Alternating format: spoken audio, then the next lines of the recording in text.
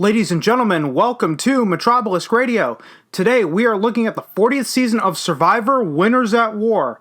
Now, this is unusual for me to do because I like to look back on stuff years later, but I was watching this season every Wednesday night at 8 o'clock, so the idea came to me to just do this review now instead of pushing it back a few years. Now with this, I want to cover the twists in the season, and more specifically the Edge of Extinction, the fire tokens, and the actual advantages themselves in the game before diving into the cast assessment, because as any Survivor fan knows, a returning player season lives and dies by its cast.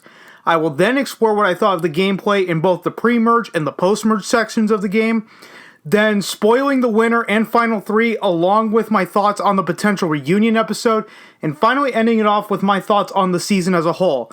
Now before we go any further, two things. Number one, there will be spoilers. If you haven't seen this season or you want to go into this season with no knowledge of who wins or anything involving the twists, then stop watching this now. You have been warned. Number two, if you want to stay up to date with MetrObelisk Radio, follow the blog, metrobeliskradio.blogspot.com. There's a link in the description on whatever platform that you are watching this on. I will post there before I ever post to social media. So with all that out of the way, let's tear right into Survivor Winners at War. Now let's start off with the twists of the game, and we are starting with the Edge of Extinction. Now, in my opinion, this is a dumb idea. If you're voted out of the game, that's it. You shouldn't have a shot to get back in, because if you come back in and win like Chris Underwood did, that really isn't fair to the other two people at the final tribal council who never got voted out and made it to day 39. Hey, if all I have to do to win is get voted off first, nap all day, and then win my way back into the game on day 36, essentially only playing the game for 5 or 6 days, that essentially breaks the core aspect of the game. It turns Survivor more into a popularity contest because I'm spending all this time with the jury on this extinction island. And remember, the worst seasons of Survivor have always ended in popularity contests. Think of All-Stars, where Boston Rob lost because he pissed off too many people. Co Wrong, where Ty did the same thing, he just pissed off too many people. Poverty Shallow and Heroes vs. Villains. I can list off a few more, but I don't want to drag this out any longer than it needs to be, because I think I've already got my point across. Now let's move on to the big twist of this season, and that was the introduction of the fire tokens. Now, these pretty much were just a waste in this season. This was a twist that was incredibly one-sided in the sense that it only benefited people on the Edge of Extinction. In the actual game, these fire tokens held really no value outside of buying advantages sent in by people from the Edge. I believe that if fire tokens are going to become a staple, they need to be implemented a lot better. What I was hoping for was that the fire tokens could be used to buy advantages in the immunity challenges, because that would provide more benefit to the people in the game rather than buying a 50-50 coin. If it lands on heads, you're safe at tribal. If it lands on tails, you're fucked. Or a vote steal, or an immunity idol, because now you've upped your chances at winning immunity, but it's not guaranteed. Buying an advantage in the immunity challenge, like I said, doesn't guarantee you a win. We saw that with the returning challenge from the Edge. Natalie bought the most amount of advantages that you can buy, and she almost lost it to someone who didn't buy a single advantage. And it would add a layer of complexity to the game, because if you're that person who buys advantages at every immunity challenge, then you're probably going to get targeted, because by the end of the game, someone could win the immunity challenge because they bought an advantage and the others simply didn't. I basically equate the fire tokens to when the hidden immunity idol was first introduced. Now, I can almost guarantee that most people who watch Survivor today don't know the history of the hidden immunity idol. Now, it is true that some people do, but I feel that most people don't. So, if you remember in Survivor Guatemala, the hidden immunity idol just acted as a necklace for one tribal council, and once it was played, it was dead. It was never brought back into the game. In the next 2 seasons, that was Survivor Exile Island, or Survivor Panama. When it aired on TV, it was called Survivor Exile Island. And Survivor Cook Islands, the idol became a lot smaller, more pocket-sized, but you could play it after the votes were read, essentially being another extreme. Basically making the hidden immunity idol a god idol. And the hidden immunity idol that you see today actually started in Survivor Fiji, which was season 14, where you have to play it before the votes are read. So taking it back to the fire tokens, they can become the next hidden immunity idol in terms of the game, but they need to be implemented where it's not just a one-sided system where only one side benefits from the use of fire tokens. Make the act of using fire tokens to buy advantages in challenges or immunities carry their own pros and cons. In this season, there really was no downside for the players spending them on advantages like a 50-50 coin, or for the players on the edge using them to buy advantages in the battle back challenges. And I think that was a real detriment to this twist, and I hope that they fix this going forward. Now we move on to the final portion of the twists, and I just want to talk about the advantages that are now in the game. I feel that there are just too many advantages in the game now. I was okay with one hidden immunity idol in the game at any given time up until the final 5, because not everyone could rely on it. If you have to list off the advantages in the lower third like Jeremy, 2 immunity idols, safety without power, legacy advantage, that's when you know you just have too much. I feel that this era of Survivor, from Survivor Cambodia, even though Ko Rong was filmed first, up to now, Survivor Ko Rong, which was filmed before Survivor Cambodia, was the last season to not have this many advantages. The only advantages were 4 hidden immunity idols, which 2 could be combined to form a super idol, and when all 4 were played, only 1 was reburied after the merge along with the power to vote off a juror, which was a dumb advantage, but hey, it could have been a hell of a lot worse. I don't like the idea that now all you have to do to win Survivor is basically play enough advantages to get to the end. I see the influx of advantages as a way for production to influence or fix a game that doesn't really need any fixing. As the old saying goes, if it ain't broke, don't fix it. Now let's move on to the cast assessment portion of this review. Now these first 5 people I don't have much of an opinion on because I didn't watch their seasons or didn't really watch a whole lot of them, so expect this first section to go by real quick. First, let's start with Adam Klein, winner of Millennials vs. Gen X. Now, like I said, I never saw his season, but I got really tired of him always crying during this season. Also, this guy is extremely bad at trying to play both sides. He should have been voted off pre-merge and not been allowed to go post-merge just because he can't trust this shady motherfucker. But the new school players are a bunch of idiots in this regard. Then we go on to Ben Driebergen, the winner of Heroes, Healers, Hustlers. Try saying that fast 3 times. I never saw his season, but it looks like it doesn't take much to get this guy to crack or to break. He spilled the plan to vote out Boston Rob on day 2, when Boston Rob basically just walked up to him and just asked him, "Hey, so what's going on?" So I have to basically ask, how did Ben win the game again? Oh yeah, by production planning idols for him to find and creating the Final 4 fire-making format change because he didn't have immunity. Oh sorry, that's just a rumor, but it wouldn't shock me. Then we move on to Wendell Holland, winner of Survivor Ghost Island, and I don't really have much of an opinion on him here. He didn't really bother me this season. He was just kind of there. Nick Wilson, David vs. Goliath, the winner of David vs. Goliath. Now, if he played an old school season, he would have been the first or second boot for 2 reasons. Number 1, he doesn't do jack fucking shit around camp. Number 2, he tries to get himself involved in everyone's conversations. If you were caught playing multiple sides like that, unless if you were Rob Sesternino, bye-bye, you're out of here. And the last person that I don't have much of an opinion on is Denise Stapley of the winner of Survivor Philippines. Now, with Survivor Philippines, I only saw 1 or 2 episodes. This is when I really started to fall out of watching Survivor every week. But I do remember Denise as being one of the only people to go to every tribal council. Again, I don't have much of an opinion on her here. She's just there, except she pulls like one of the greatest moves and votes out Sandra with just 1 vote. Now let's move on to the rest of the cast, where I either know some about them, where I watch their seasons, or I'm quite familiar with them. Starting with Natalie Anderson, winner of Survivor San Juan del Sur, also known as Blood vs. Water 2. Now, I really didn't like her or her sister when they both competed on Amazing Race. Yes, they were in Amazing Race 21 and 24, and I couldn't stand either of them. And when I was watching San Juan del Sur and they all of a sudden just came on, I almost stopped watching that season right then and there.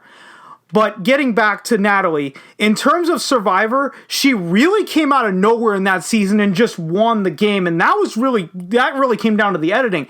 Because if you remember the post-merge for that season, it was building up to this big confrontation between Josh versus Jeremy, Josh versus Jeremy, Josh versus Jeremy.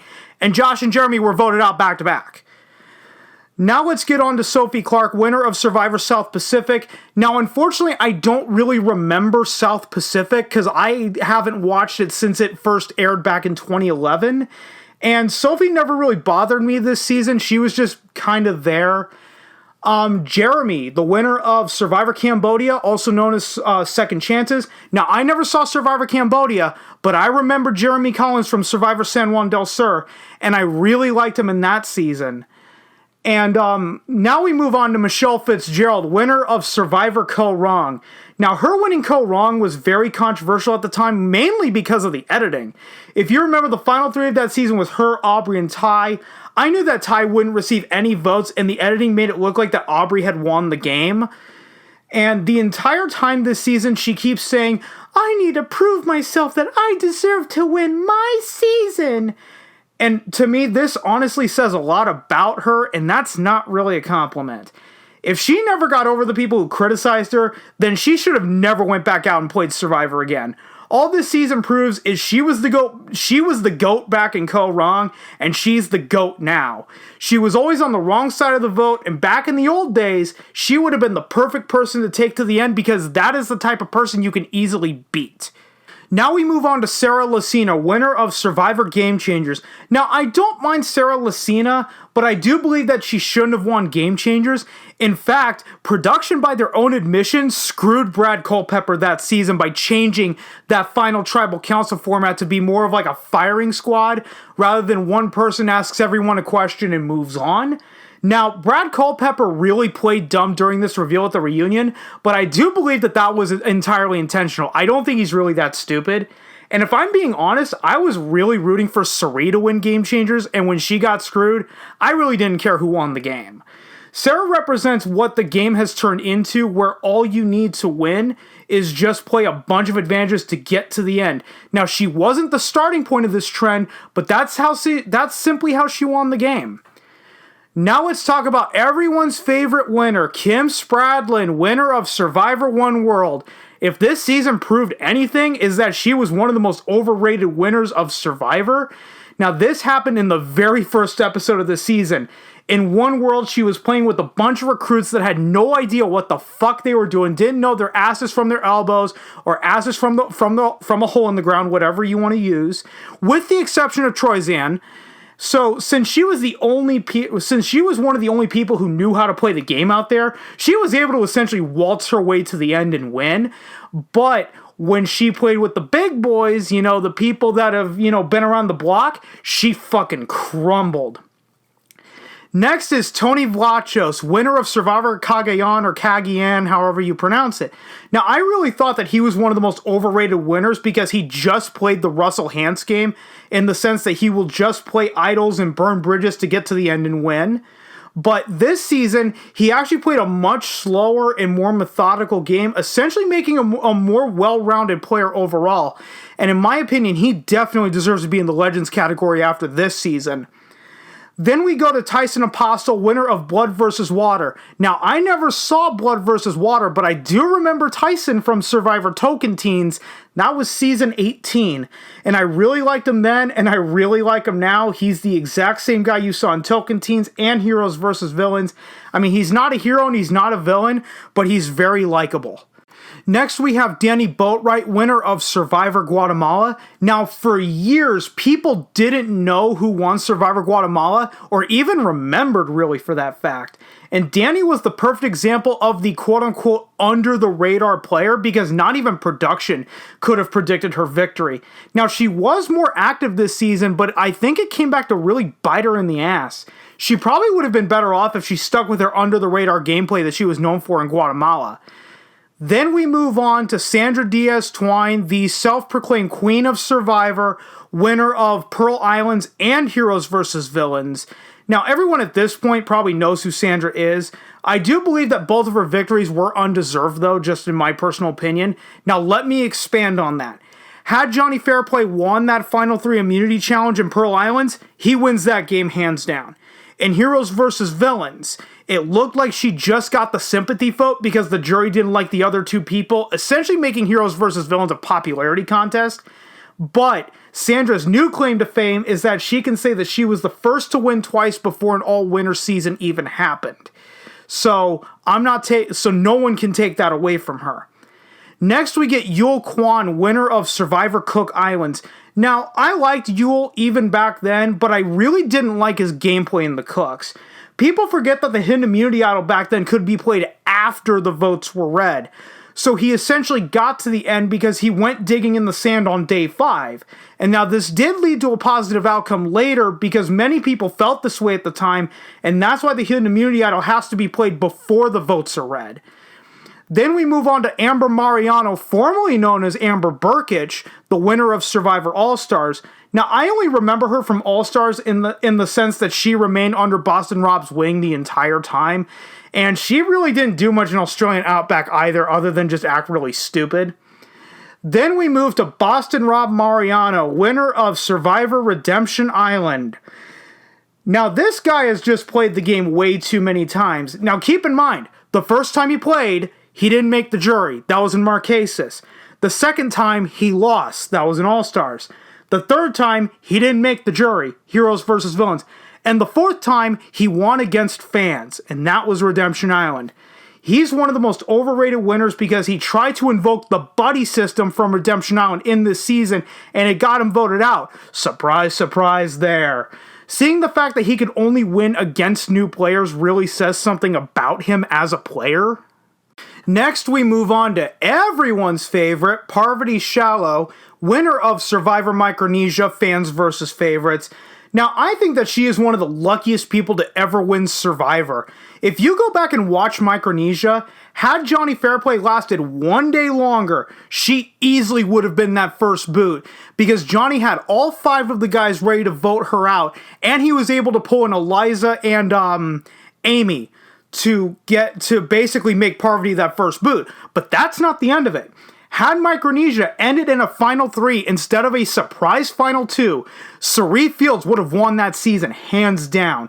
After Cirie was voted out of Micronesia, I really didn't care who won that game, because that season essentially came down to the beauty queen, Amanda, versus the bitch. And the bitch won only because the beauty queen was answering the final tribal questions like a beauty queen would in the style of, I want to cure world hunger. I want to bring about world peace. Here's the thing is, I'm not the only person to actually feel this way. Now, I feel that time has benefited Parvati in the sense that no one remembers the online message boards back in 2008. Her winning Micronesia was very divisive at the time. However, I feel that she should have won Heroes vs. Villains and that she only lost because of a bitter jury. And finally, we get to Ethan Zahn, winner of Survivor Africa, Survivor 3. Now, I loved this season of Survivor, and I loved Ethan as a player and a winner. When he was voted off, that was the only time that I was genuinely pissed off during this season, and then we get to see him go to the edge of extinction and almost die a few times. It's actually rather sad. It sucks seeing him go to the edge because I knew that this guy had no shot at getting back into the game with his health. Yeah, Ethan is in his mid-40s, but the guy looks like he's in his mid-60s because of that bout that he had with non-Hodgkin's lymphoma back in, 2009, 2010. Now let's move on to the gameplay section. First, we're going to take a look at the pre-merge. Now, I don't like how this basically broke down between old school versus new school right away. There were 12 new school players versus 8 old school players.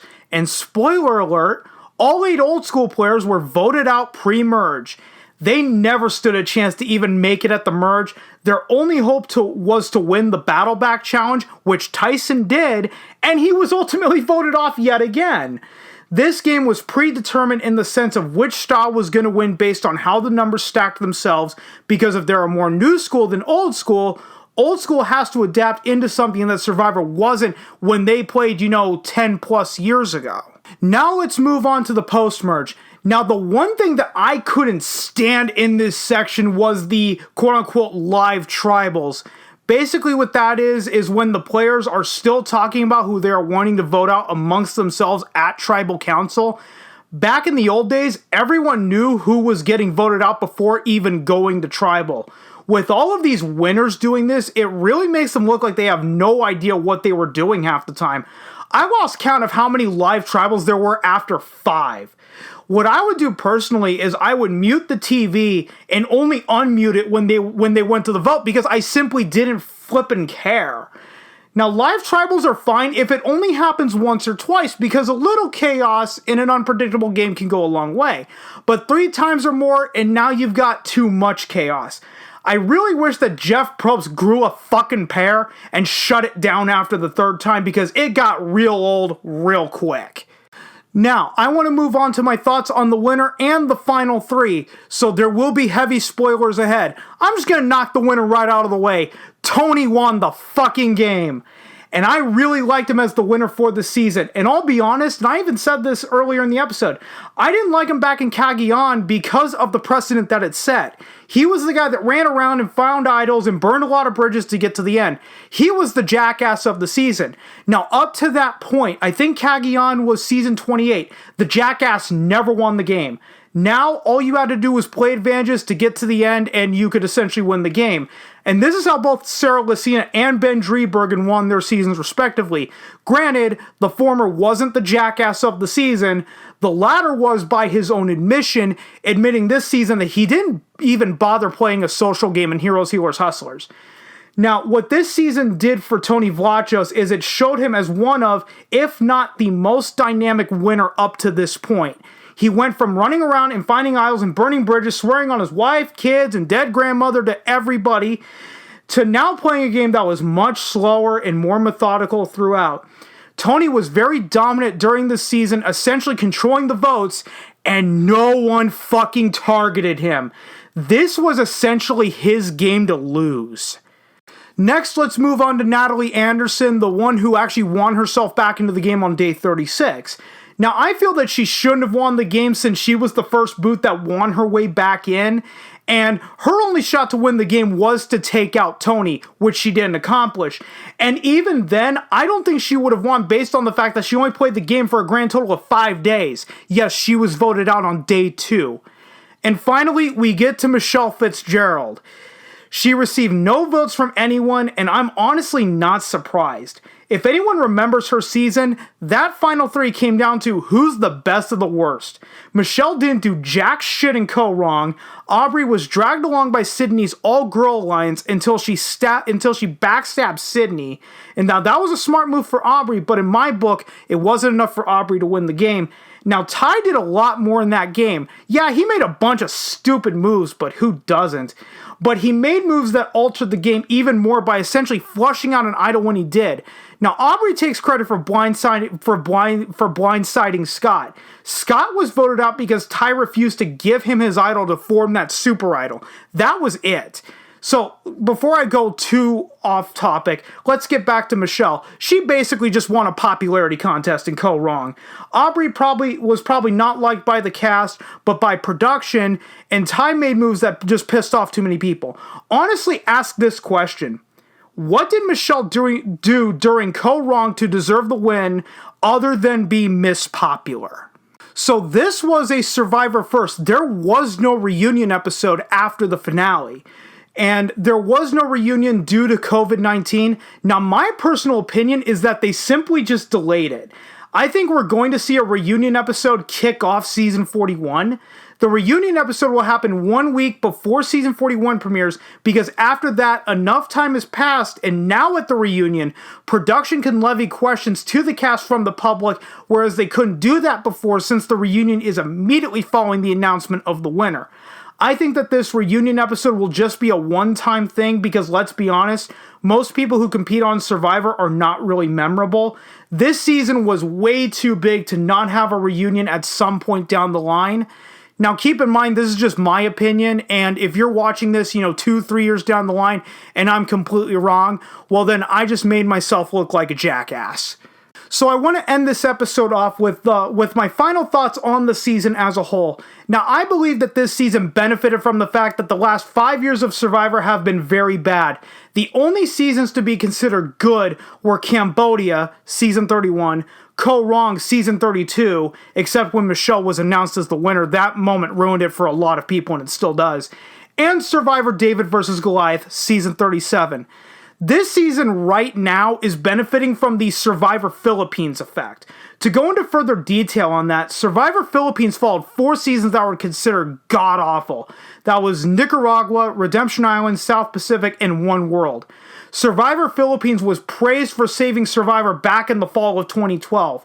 But if we look at the buzz surrounding Survivor Philippines today, we see that it's ranked in the middle of a lot of worst to best seasons list. That doesn't mean that Survivor Philippines was inherently bad. I don't have a real opinion on it, but I do feel that it benefited from following 4 bad seasons in a row. I think that this is what's going to happen to season 40. I think that once the hype of the all-winner season dies down, people will realize that this was an average season at best. Now, I'm going to end this episode off with this. I wanted to see one of 2 seasons happen for season 40 / the 20th anniversary. I wanted to see either Survivor Legends, where you bring back all of these legends from Borneo up through Island of the Idols, a celebration of the first 20 years of Survivor. The second option that I would have liked to see is Survivor's Heroes vs. Villains 2. Heroes vs. Villains is still one of the most celebrated seasons of Survivor. For Heroes vs. Villains 2, have it be a celebration of Survivor from Survivor Nicaragua up through Survivor Island of the Idols, just like what the first Heroes vs. Villains was. It was a celebration from Survivor Borneo up through Survivor Samoa. I think that the all-winner season simply just happened way too early. This should have been saved for the 60th season / 30th anniversary, only because the casting pool would have been much deeper and wider than what it is now. Right now, only 38 people have won the game. 2 have won twice. If they waited for season 60, year 30, that cast pool would have opened up to 59 potentially.